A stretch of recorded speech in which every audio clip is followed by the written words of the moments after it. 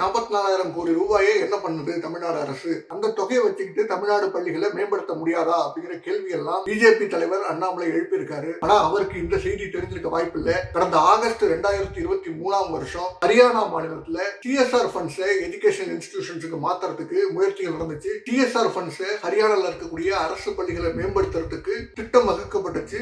அந்த ஹரியானா அரசு அப்ப நடத்திக்கிட்டு இருந்தது பிஜேபி தான். இப்பவும் பிஜேபி தான் நடத்திக்கிட்டு இருக்கு. அந்த மாநிலத்துக்கும் மத்திய அரசு நிதி கொடுத்துருக்கோம் இல்லையா? அப்ப அங்க இருக்கக்கூடிய மாநில அரசுக்கு அரசு பள்ளிகளை மேம்படுத்துறதுக்கு தகுதி இல்லையா, திறமை இல்லையா அப்படிங்கிற கேள்வி இயல்பா எழுது. மத்திய அரசும் பிஜேபி, மாநில அரசும் பிஜேபி அப்படின்னு இருக்கக்கூடிய அந்த மாநிலத்திலேயே அரசு பள்ளிகளை மேம்படுத்துறதுக்கு வெளியிலிருந்து நிதி தேவைப்படுதுன்னா தமிழ்நாட்டுல தொடர்ந்து நிதி அப்படிங்கறது பள்ளிக்கல்வித்துறைக்கு புறக்கணிக்கப்படுது. தமிழ்நாடு பள்ளிக்கல்வித்துறை மத்திய அரசால மிரட்டப்படுது. நேஷனல் எஜுகேஷன் பாலிசியில சேர்ந்தாதான் உங்களுக்கு நிதினு மிரட்டப்படுது. இப்படி இருக்கக்கூடிய சூழல்ல தமிழ்நாட்டில் இருக்கக்கூடிய தனியார் பள்ளிகள், தமிழ்நாட்டில் இருக்கக்கூடிய அரசு பள்ளிகளுக்கு நிதியுதவி செய்யறதுல என்ன தவறு இருக்கு? ஹரியானாவில் நடக்கும்போது வாயை மூடிக்கிட்டு இருந்த அண்ணாமலை இப்ப மட்டும் ஏன் வாயை திறக்கிறாரு அப்படிங்கிற கேள்வி எழுது.